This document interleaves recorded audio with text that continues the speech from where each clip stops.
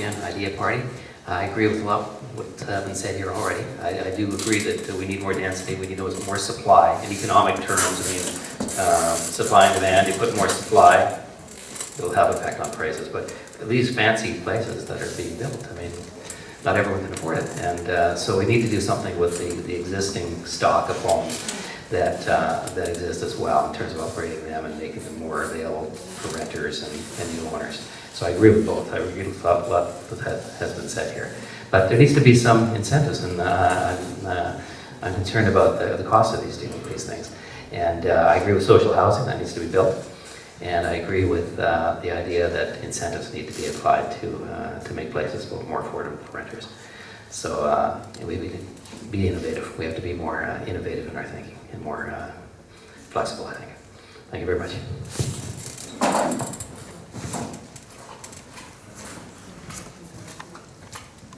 She's waiting to Mike scenario. That's right. Okay, basically, I'll follow with my policy of being so far left and right. As far as I'm concerned, there is 40 to 50% vacancy in all those beautiful high-rises that are on downtown, owned by people in other countries who are using them as shelters to take their money out of their country. You know what? They're destroying our prices, okay? All those empty places are destroying our prices. GVRD has a beautiful policy of if you're a speculator of land, farmland, and you don't farm on it, you're taxed through the teeth. If you're a farm, then you're not taxed through the teeth. All these places that are sitting empty are a drag on everything called affordability of those buildings because they're not paying hardly any taxes at all, yet they're reaping on the increased and the lack of affordability of the housing. That's my solution. Thank you very much. Okay, Anna, you can keep the microphone because we'll start with you for this question. And we'll work our way back to this answer. Now, the capital plan, which is the other item on the ballot on November 15th, it should be a line-by-line report where each job is described with corresponding costs. In 2011, it was only 5 vague pages.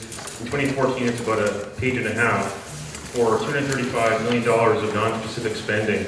Why should voters approve what is presented if it's not costed out in detail line by line? I frankly think it should be costed out line by line and voted out. I mean, this city council is just out of line. I'll keep it short.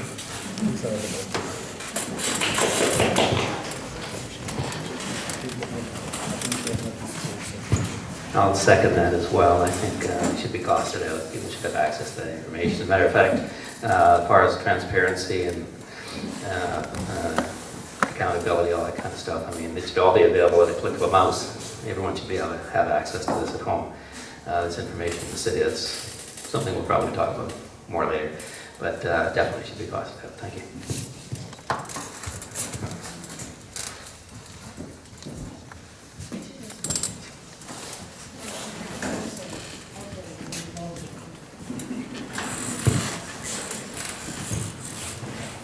So the question is, why should voters vote for a capital plan that seems to be vague? And it's true that you shouldn't be voting for something that seems to be vague. Voters should be empowered with as much information as possible. So if that information is made available, voters should take the time to review it. And at the same time, city council or people in leadership should be able to articulate, at least in summary, what the benefits are in detail of each section of the capital plan. So in summary, there really needs to be, if people are unaware or unsure of what's in the capital plan, it's a reflection on the opportunity that's to be had for city council to be more accessible, for that information to be ready for citizens to consume and when it comes to voting in this election. Thank you.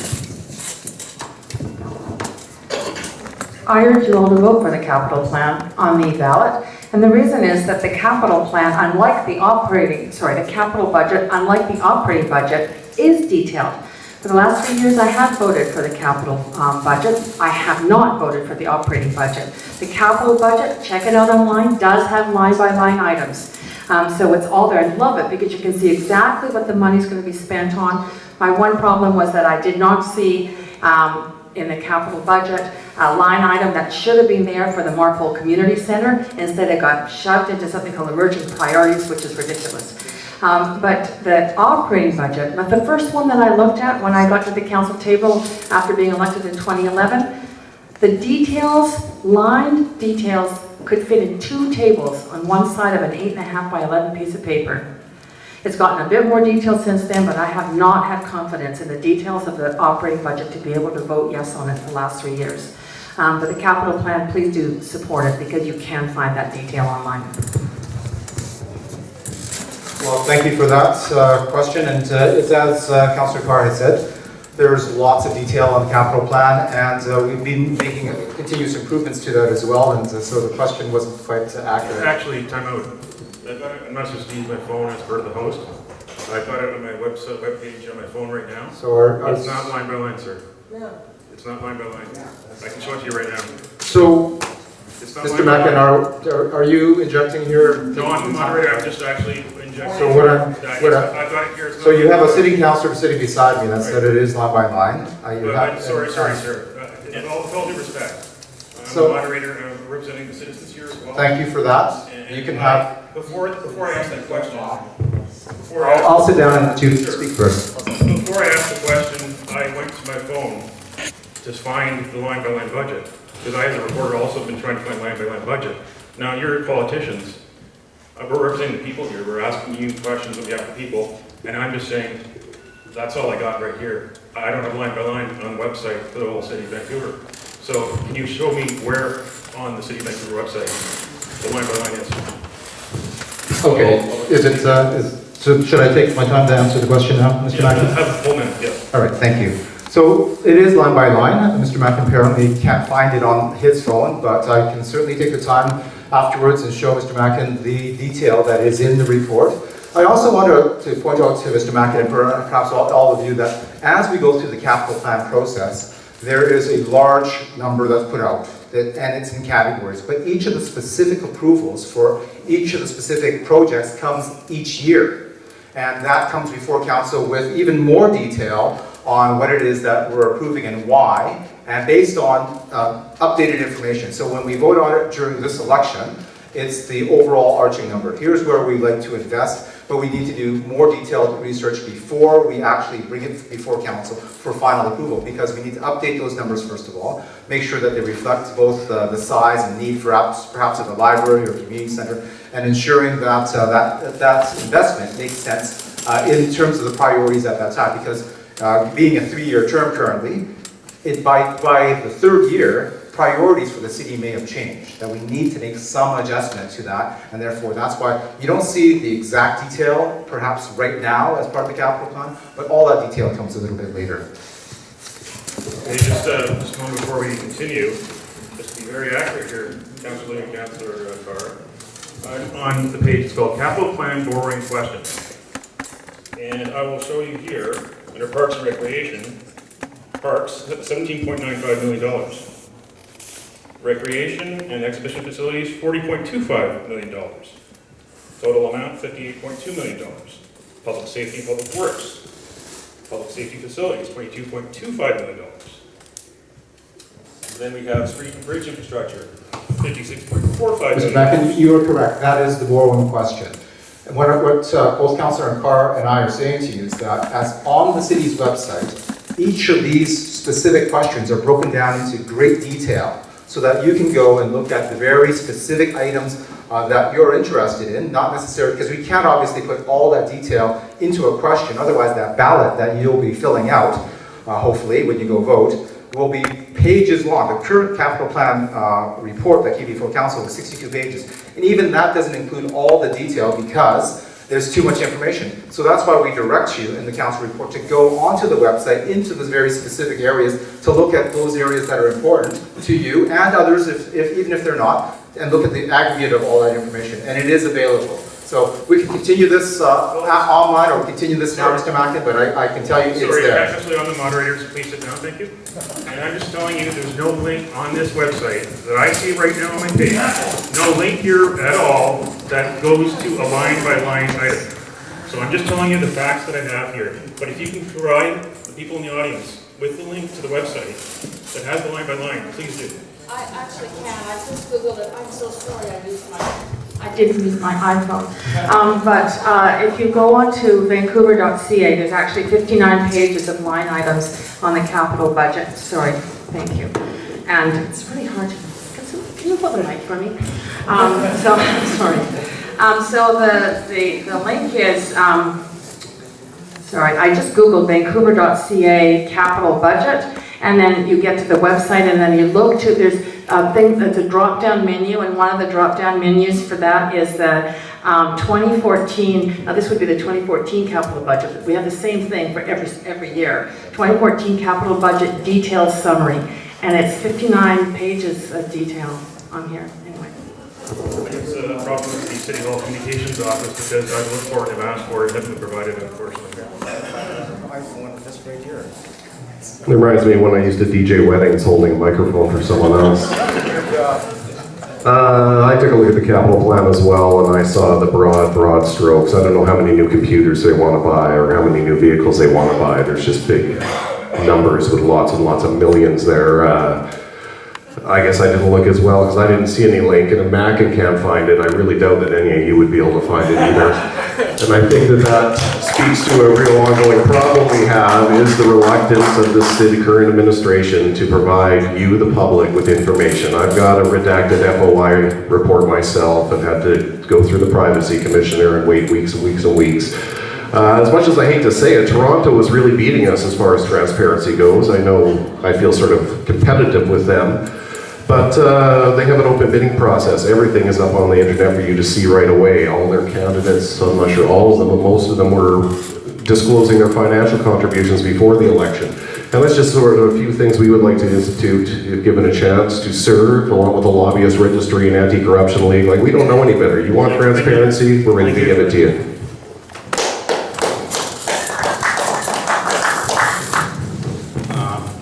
The issue of finances, of course, is a very important matter for the running of the city, but I say to most of you, how many of you have actually gone in and looked at it? How many of you have tried to work the line-by-line on it? You see the trouble that people are having just trying to get the information.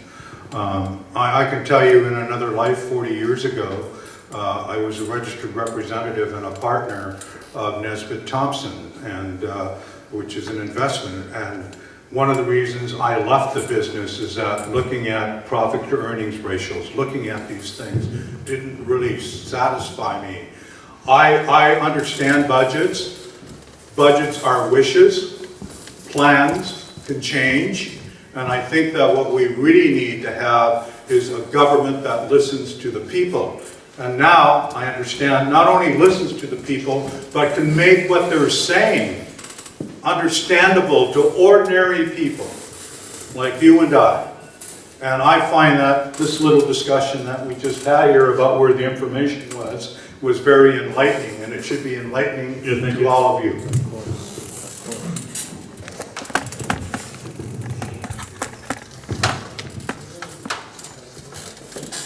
Thank you, George Affleck here for NBA. Let me just put it in perspective for you.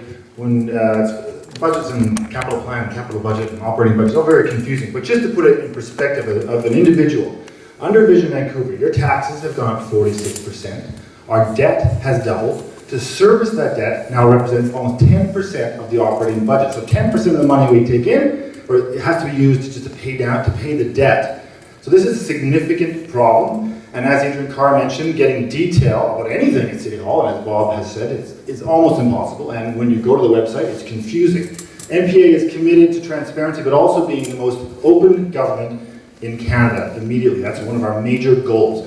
I, as a councillor, have found it very frustrating, as has Adriane Carr, as has with Bob, the lack of transparency, lack of access. It took me 7 months to get a detailed line-by-line budget for one department, which was the communications department, which turned out that the budget for Undervision had gone from under $400,000 to $2 million and had 4 staff to 23 staff. Now, actually, that staff's up to 33 staff, more than we have as gardeners in the city of Vancouver. So those are the things that we have to think about. Thank you. Frustration. That's what that capital plan represents. Frustration that we keep asking for the basics of the city, and yet these get promised to us, like a new community hall here at Kensington, an upgrade to Marc Hall, which were voted on in a capital plan and approved by the citizens, yet that money vanished. So how is it that we can approve hundreds of millions of dollars in the capital plan, and yet that money never gets used for the intended purpose? Because, quote, plans change. Unforeseen things come. Where does that money go? We borrowed it. We're now paying interest on it. I cannot, in good conscience, vote for something on a wish without a plan. A hard plan that guarantees that money is allocated to that purpose and it is used for that purpose. This community hall, with a sinking corner, visibly sinking, was to be replaced in a capital plan voted on. Yet that money was rescinded. Marc Hall as well. So think twice. Here, here.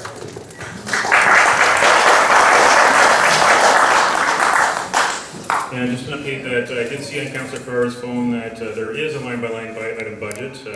It'd be nice if we had easier access to it on the website, a bigger button perhaps. I'm a stats geek. I love baseball. I love reading very boring documents, and I wanted to read that document. I haven't been able to find it, unfortunately. But the question was also supplied to me by people here at the community center who are frustrated themselves trying to find the basic information. Okay, so we got another question here, an easier question. Name one economic development measure that, if elected, you would promise to enact to help Vancouver become a better place to do business. And we'll start here with Jesse Johl. And I'm handing it over to Federico. One measure to make it easier for people to do business. I'll give you an example. Myself with another friend of mine, we're trying to open up another business. It's taken 4 months just to get an inspector to come see the place. 4 months. We become discouraged. The landlord has become discouraged because he's not getting rent. We don't know what to do. It's put our plans in kind of shambles because of it. We need to streamline City Hall. We need to streamline it to help the people that want to create jobs, that want to do business in the city. We'll make it a lot easier for them to do that. City Hall should not be an impediment to the citizens. City Hall should be there to help you create these jobs, to see your dream come to realization. That's what I would do, and I would make sure that it gets done. They voted into City Hall. You, that's the applause. That's very nice of you. So speaking now. I'll share. You know, there's a lot of things that we can do, and we've talked about certainly encouraging higher paying jobs to Vancouver through economic development. But you know, I'm a small business owner as well, and one of the challenges that I've discovered as a small business owner, which is something I don't think the Vision Vancouver understands, is how rent and taxes work. My rent in my office space, which is in Mount Pleasant, is my taxes are actually higher than my rent in this space. And this is not helping me and encouraging me to stay in Vancouver. The mayor himself, the company he founded, left Vancouver because it couldn't afford to be here anymore. How can the mayor himself sit there and Vision Vancouver be proud of something where the company he founded bailed on the city because the taxes were too high? We need to get the taxes down, not only for business, but for owners. We've got a measure to freeze property taxes and at less the rate of inflation, and really focus and hunker down and find out where the money is and deal with that and get our taxes down. Thank you.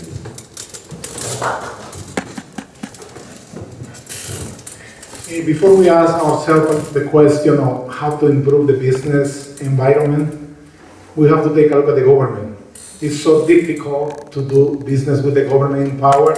It's so difficult to have transparency. They are taxing small businesses to death. So what we need is to change the citizenship of the public servants who will be at City Hall. And in this case, we need to provide more credit for small businesses. We need to raise the minimum wage to a living wage. It's really shameful to have hungry school children in the city of Vancouver, to have people who cannot afford to rent properly because we receive special favor from the developers. And this is probably another line item that should be added to the operating budget, special revenue from developers. Thank you.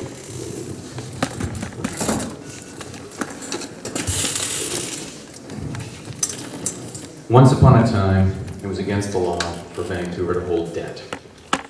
Now we have a debt approaching $1 billion. These guys from Vision and MPA, they want to argue about whose fault it was. Vision will tell you that it had something to do with the Olympic Village.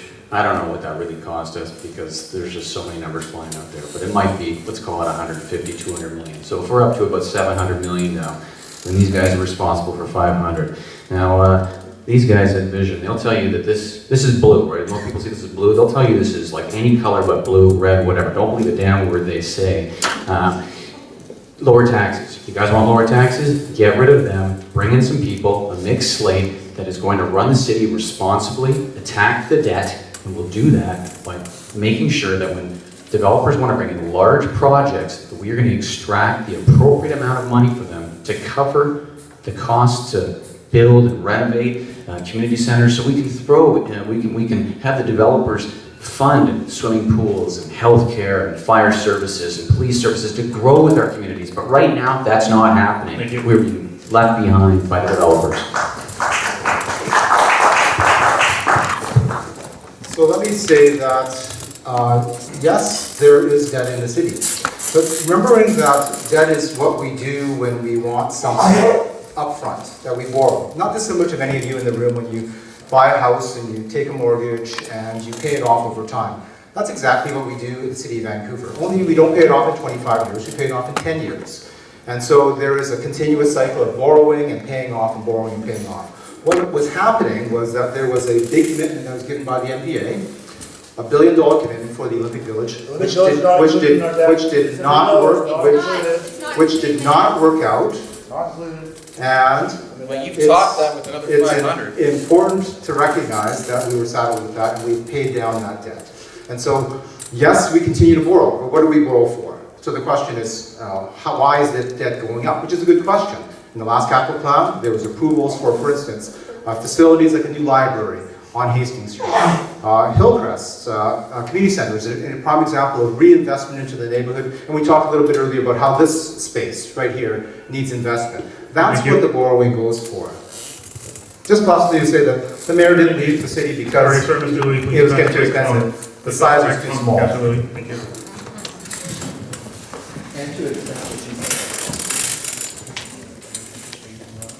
No. I'm good to, yeah. So 80% of the jobs in this city are actually small business jobs. So employees of 10 or less. And one of the single biggest impacts on small businesses is the cost of land, and that's directly related to spot rezoning and what's called land lift, because when we start rezoning for towers, it means that the land around it becomes more expensive, and it's harder for small mom and pop type shops to stay afloat. There are a number of tools that we could explore. One of the biggest issues with small business right now is something that Federico was touching on, which is red tape. I have a client who was stymied in opening their business because the electrician determined that the sign was the wrong code sign. It didn't come into effect until 2015. As a result, they had to wait for another month, losing business, unable to open, paying the employees for a month while they waited for an electrical inspector to come in. So there is a tool called a field permit review. We could immediately implement something like that and drastically cut down on this red tape that small businesses are suffering under and get people back to work and open their shops. Wow, that was fast. Okay. Sorry.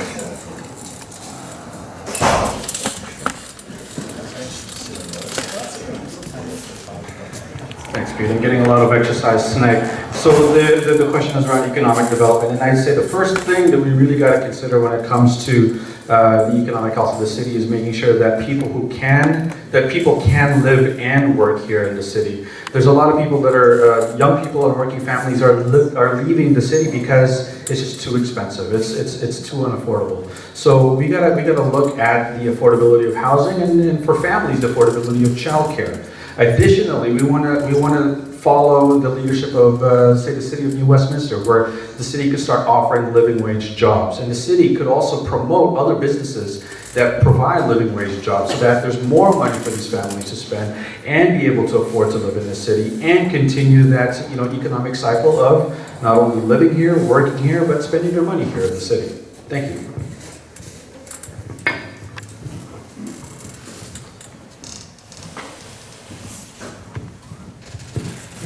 Sorry, what was the question again? I'd like to zero in. I mean, we seem to go off on a tangent here.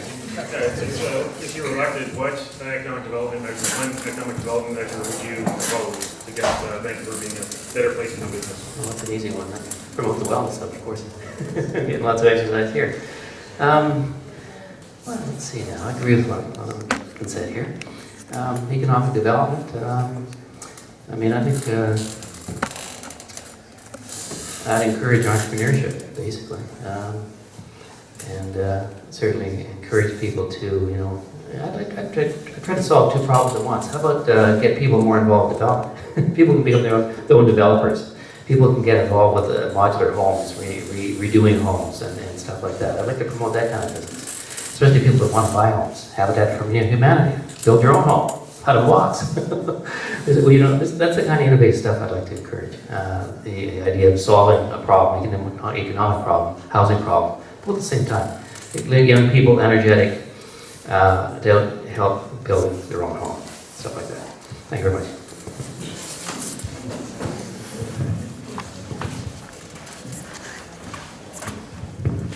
How you doing? With the marijuana party, we have a very simple issue. We'd like business licenses and occupational licenses for 50 compassion clubs in town. There's 50 of them now, servicing 30,000 people.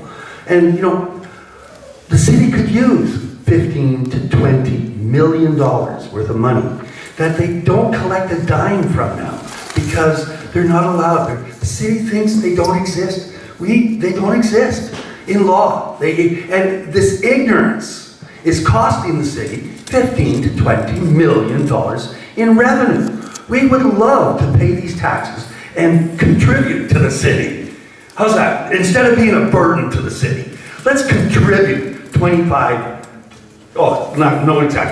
to 20 million dollars worth of income. That would be a huge bonus to the city, and why not? If it can't happen in Vancouver, where else would it happen?